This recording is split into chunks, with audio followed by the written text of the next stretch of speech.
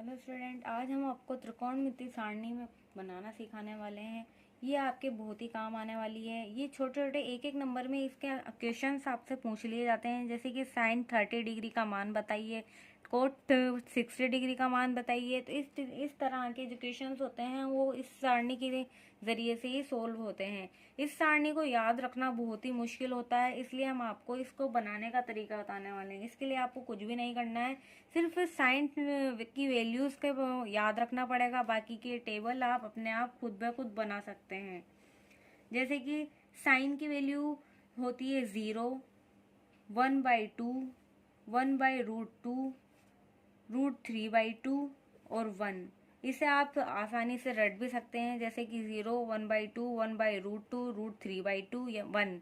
या इसको ऐसे भी याद रखते हैं 0 आधा, आधे पे √3/2 और 1। इसको याद रखने के बाद इस सारणी को हम बहुत ही आसानी से बना सकते हैं। जैसे कि साइन की हमने लिख लिया, अब साइन कोस थीटा की वैल्यूज आपको लिखनी है टेबल में, तो कुछ भी नहीं करना है। साइन की जो वैल्यूज है उसको रिवर्स करके लिख देना है। जैसे कि रिवर्स में लास्ट में है 1, तो 1 आ जाएगा सबसे आगे, तो यहाँ हो जाएगा 1। यानी कोस 0 की वैल्यू, 0 डिग्री की वैल्यू हो जाएगी 1। 1 के बाद है आगे इसके √3/2, तो यहाँ आ जाएगा √3/2। यानी कि कोस 30 डिग्री का मान हो जाएगा √3/2। इसके बाद √3/2 के पहले है 1/√2, तो कोस 45 डिग्री का मान हो जाएगा 1/√2। इससे 1/√2 के पहले है 1/2, तो यहाँ हो जाएगा 1/2। और इसके बाद है 0, तो यहाँ आ जाएगा 0।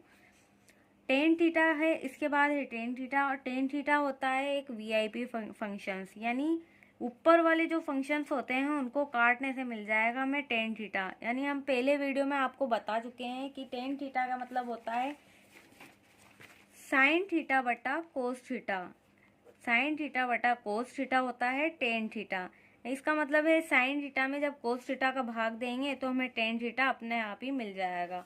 जैसे कि ये दोनों फंक्शंस को हम भाग लगाएंगे, जैसे 0/1, यानी इनके बीच में हम लगा देंगे बटा। 0/1 हो जाएगा 1,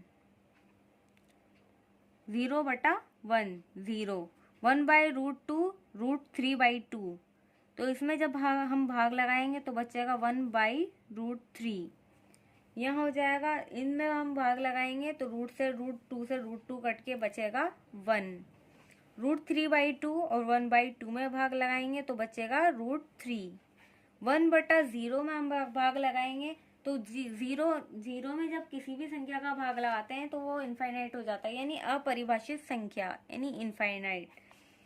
अब टेन थीटा, अब हमारे पास टेन थीटा की वैल्यूज आ गई। अब हमें निकालना है कोट थीटा की। कोट थीटा की वैल्यूज निकालने के लिए हमें कुछ भी नहीं करना है, इसका टेन थीटा का हम कर देंगे रिवर्स। यानी कि जो हमने साइन थीटा और कोस थीटा में रिवर्स करा था उसी तरह हम टेन थीटा और कोट थीटा में रिवर्स कर देंगे। यानी कि पीछे की संख्या को हम आगे से लिख देंगे। सबसे लास्ट में है इनफाइनाइट, तो यहाँ आ जाएगा इनफाइनाइट।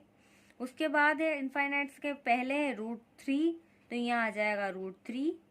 √3 से पहले है 1, तो यहाँ आ जाएगा 1। 1 से पहले 1/√3, तो यहाँ आ जाएगा 1/√3। 1/√3 से पहले है 0, तो यहाँ आ जाएगा 0। अब हमें निकालना है सेक का मान, यानी सेक के टेबल में हम क्या करेंगे, हमने पहले भी हम आपको बता चुके हैं कि सेक होता है कोस का उल्टा। तो कोस का उल्टा हो जाएगा, यानी हम जो कोस थीटा की हमें वैल्यूज मिली है उसको हम उल्टा करके लिख देंगे। यानी कोस 0 डिग्री का मान है 1, तो 1 का उल्टा हो जाएगा 1/1, यानी कि 1 का 1। √3/2, यानी कोस 30 डिग्री का मान है √3/2, तो √3/2 का उल्टा हो जाएगा 2/√3।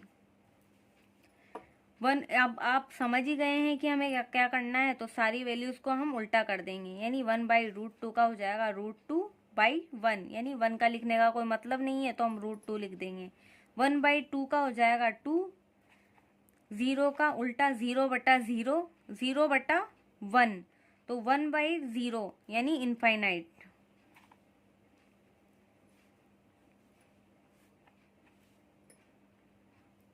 अब कोस सेक की वैल्यूज लिखने के लिए हम इसको उल्टा कर देंगे, सेक थीटा का रिवर्स कर देंगे।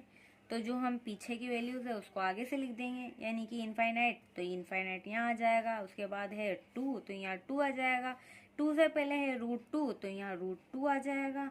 √2 से पहले है 2/√3, तो 2/√3 आ जाएगा। उससे पहले है 1, तो यहाँ आ जाएगा 1। ये हो गई आपकी त्रिकोणमिति सारणी तैयार। इस तरह से आप बहुत ही आसान तरीके से त्रिकोणमिति की सारणी को आप याद रख सकते हैं और इसको बना भी सकते हैं। इससे आपके बहुत ही